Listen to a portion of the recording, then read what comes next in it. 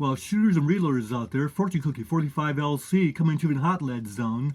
And as you know, we're continuing on with our video book on the Lead 358 200 grain round flat bullet, but we're going to be going on to Magnum loadings. But before I do, look at these over here. Those are 38 caliber wad cutters, and I'd like to do a little video response to Rod Clayton. Rod Clayton was asking, well, does that new Lee powder measure, the auto drum, how will it handle small charges of Bullseye powder that we use for our wad cutters? For instance, 2.7 grains. Can that powder measure handle a 2.7 grain Bullseye charge well? Well, let's go ahead and find out for Rod. So I've got primer tubes. There's 4 of them loaded with 38 caliber standard primers. Got one empty one that I'm gonna fill up also, but right now let's check out these powders. And of course, Bullseye is the one we're interested in right now. What you see is the empty cans, the old cans of powder by Hercules, now Alliant. So Rod, luckily I still have a small amount of Bullseye powder in that big jug there in the background. So running low, but I got plenty to do a little video for you on the testing of Bullseye powder with the auto drum powder measure. You know, it's amazing how many empty primer boxes you get when you're doing these reloading projects, because these primer tubes eat up primers like candy. So we went ahead and resized, deprimed, and then primed 62 cases, 38 special. And we're not going to really show you about the reloading here because this is a powder measure test for 2.7 grains of Bullseye powder. So there's the Bullseye powder, about ½ pound poured into that hopper, just about emptied that big jug back there. And we did a test throw, and that was 3.8 grains of Bullseye powder being thrown with this current setting. So what I'm going to do is to go ahead and reduce the charge by 9 flats. That'll give us 9/10 less, or 2.7, or close to that. So you see those flats right there? There's 1, 2, 3, 4, 5, 6, 7, 8, and 9 flats. Let's throw another charge and see what we got. Okay, there's our Dillon electronic scale.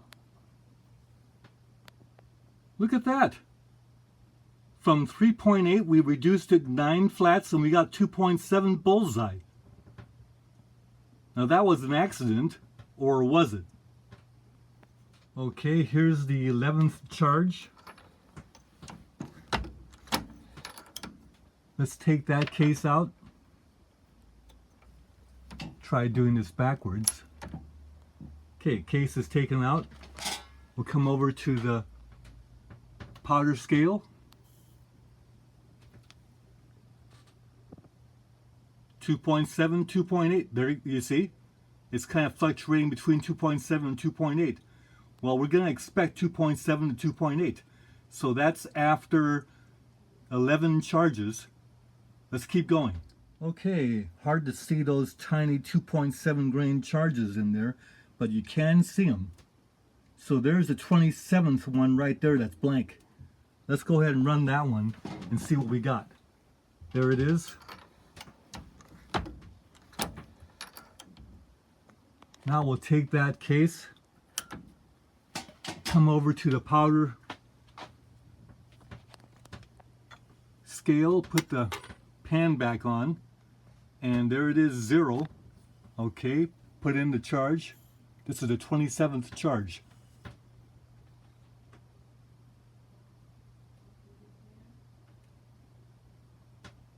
And let that settle.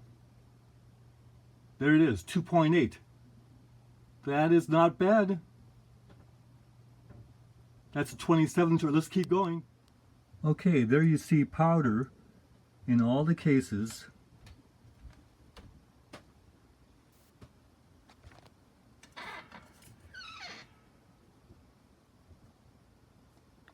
right up to number 49, and number 50 is in the press. So let's go ahead and run that.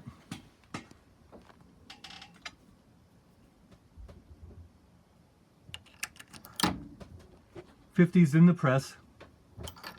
We'll run that in, charge, and then come over to the scale. There's our nice Dillon scale, and dump the charge in. Come on, settle. 2.7. There's a little arrow. So this gives you a good idea of the accuracy. It's going to throw a charge of 2.7 to 2.8 and do it consistently. So, Rod, I hope that helps you. Rod Clayton, thanks for the suggestion to do this video.